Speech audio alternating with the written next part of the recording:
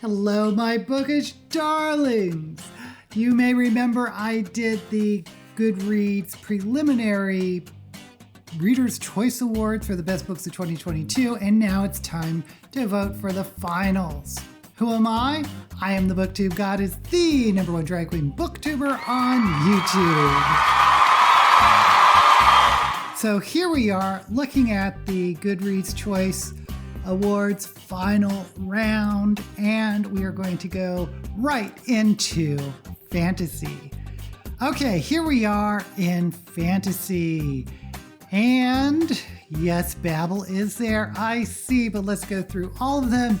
We have Legends and Lattes. Now, I've been hearing a lot of good things about that. I'm assuming this is sort of a satirical, funny, maybe Discworld-ish fantasy novel, so I kind of really want to read that. The Atlas 6 by Olivia Blake. I don't know much about this book, but I know a lot of people have read it, so there must be something to it.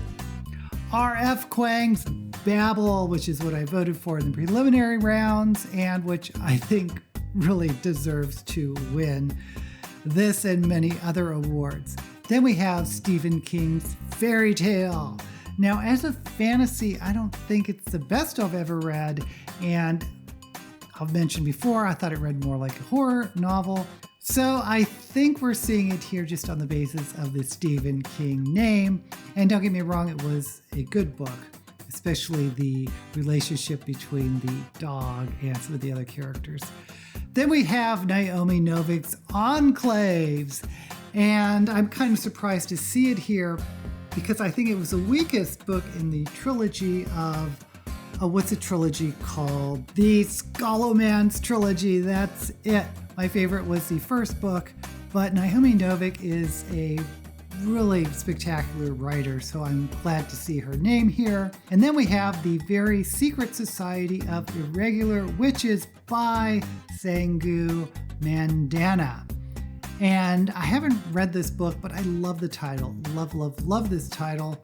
And then we have Sarah J. Maas, House of Sky and Breath. I'm not a huge Sarah J. Maas fan, but I know many of you are, and that's why I believe this has been voted up.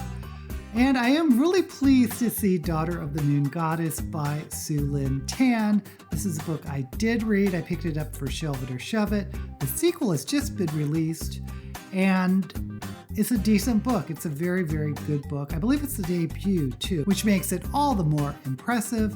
Then we have The War of Two Queens by Jennifer Armentrout. I haven't heard much about this book either, but the name Jennifer Armentrout certainly carries some weight, as does the next book's Brandon Sanderson, The Lost Metal. I believe a steampunk era Mistborn novel.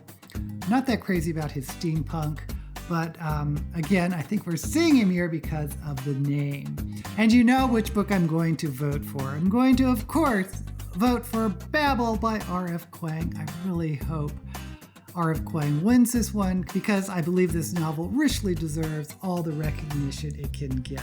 Okay, let's move on to science fiction. First up is The Daughter of Dr. Moreau by Sylvia Marina Garcia, a book I've read and I did enjoy. I didn't vote for it last time because I think there's a better book, which we'll get to. Next is Upgrade by Blake Crouch. I also know this one is very, very popular. I haven't read it. And How High We Go in the Dark by Sequoia Nagamatsu. Love this cover, haven't read the book. The Measure by Nikki Ehrlich. I don't know anything about that book. Then we have Nona the Ninth by Tamsin Muir, which I did vote for in the preliminary round. And I did so on the basis of how experimental Tamsin Muir is in their writing. It is just so interesting how every book in this Locked Tomb series has such a different voice. And the plots are just so complicated and interesting. Next, we have Sea of Tranquility by Emily St. John Mandel, another big name, and I know it's gotten a lot of votes. Don't really like this cover, but I haven't read it. Then we have Hunt the Stars by Jessie Mihalik. And it's another book I haven't read and I haven't really heard much about. Dead Silence by S.A. Barnes. I almost picked that for Shove It or Shove It, but didn't, but I since heard a lot of great things about it. Then we have Leviathan Falls, the last book in the Expanse series by James S.A. Corey, which of course are two authors that write under this pen name. As I said before last time, I would not be adverse to seeing the last book of the Expanse win an award. Last up is another book I've read, Kaiju Preservation Society by John Scalzi. Kind of surprised to see it here because although I enjoyed the book, I thought there were some issues with it, but I know John Scalzi is another popular name. Who am I going to vote for? I'm going to keep on voting for Nona the Ninth because I just think Tamsin Muir is such a fascinating writer. Okay, let's move to young adult fantasy and science fiction. And I didn't read much YA this year, so let's see what's going to happen. Tahera Mafi's The Woven Kingdom. I don't know anything about it. Cytonic by Brandon Sanderson. I have heard about this Skyward series. I think it's about a sentient ship. But of course, Brandon Sanderson is such a big name that it's no surprise to see it here. V.E. Schwab's Gallant. Again, did I vote for this last time? No, I didn't vote for it last time, but I have read it. It reads more middle grade to me, but I think it had a lot of elements of horror more than fantasy maybe. And of course, V.E. Schwab, I believe the name is carrying this book. Belladonna by Adeline Grace. Did not read this book, but I have read Adeline Grace before. Okay author. Stephanie Garber's The Ballad of Never After.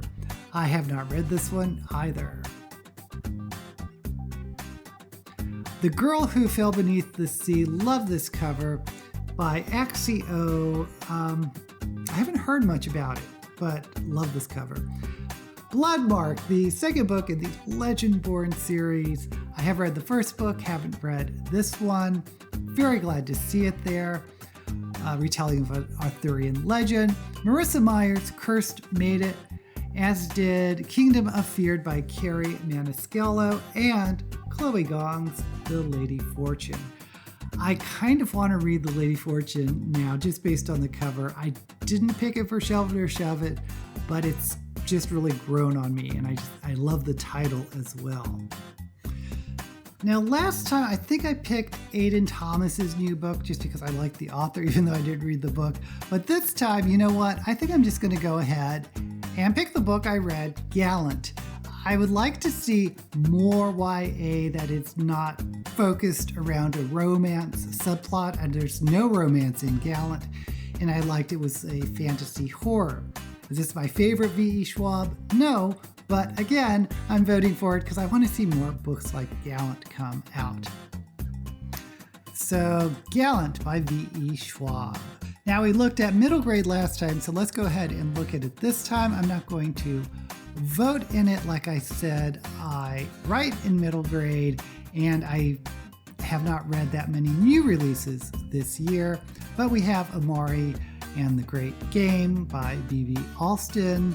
We have a picture book. We're going to skip that. We have The Elephant Girl by James Patterson. Then we have Zachary Ying by Jiren J. Zhao. And I've reviewed The Iron Widow, their other YA book, and I'm glad to see this author getting some recognition. I haven't read it though. Small Town Pride by Phil Stamper. Rise of the School of Good and Evil by Soman Chinchani. And I did really enjoy the first book in this series, Keeper of the Lost Cities, Stellar Loon by Shannon Messenger. Really like that cover. I think I'm probably going to end up reading that at some point. A picture book, This Is Not Enough. Witchlings, heard a lot of great things about that one. Clarabelle Ortega. Arrow Shaw and the Nectar of Immortality by Rosha Chokshi. And I believe I have read an Arrow Shaw book before, but not this one. Okay, And just so this video doesn't end so quickly, I'm going to go ahead and look at some of these other categories. We have historical fiction. I didn't realize that was its own category. That's interesting. We have horror. Let's look at horror. Yeah, I don't believe I've read any of these. There's a Stephen King. Oh, he did a collaboration with Richard Chismar, Wendy's Final Task. I like that cover. I like the floating hat. Jennifer McMahon's The Children on the Hill, Hidden Pictures by Jason Rakulak, What Moves the Dead by T. Kingfisher. I've heard of that. I think I've seen these books as fantasy in the new release section. I am very curious about T. Kingfisher. Alexis Henderson, House of Hunger. Our Wives Under the Sea by Julia Armfield. The Hacienda by Isabel Canis. I believe I've heard of that one. Just Like Mother by Anne Hetzel, The Violence by Delilah Dawson, and Juniper Thorn by Ava Reed. Love that cover. It looks like a fantasy. Interesting. And we have debut. I wonder if a debut, well, it's obviously the first release an author has ever had, their debut novel, but is it from all the categories? Let's take a look. Yeah, this looks like it's drawn from all the categories. All People Here by Ashley Flowers, Every Summer After by Carly Fortune, Lessons in Chemistry by Bonnie Garmis, Cleopatra and Frankenstein by Coco Mellors. That's an interesting title. I'm going to look that up. Well, we can look it up now. What is this? This sounds like a fantasy. Humorous and poignant debut novel about the shockwaves caused by one couple's impulsive marriage. Okay, I'm thinking of Ann Taylor, that type of novel. The Maid by Nita Prose. I've heard things about The Maid. Is it a mystery? I think it's a mystery. Daughter of the Moon Goddess made it to debut novel. You know what? It's the only one I've read, so I'm going to go ahead and pick it. I'm going to vote for Daughter of the Moon Goddess for best debut novel. And I mixed up all the books, but okay. There's Kaikeyi by Vaishnavi Patel. Remarkably Bright Creatures by Shelby Van Pelt. Okay, so I think we're going to go ahead and end it here. Let me know in the comments which you voted for in the Goodreads Choice Awards 2022 final round. If you're in the comments, go ahead and give this video a thumbs up and consider subscribing to my channel. Until we meet again, may all the books you read be blessed.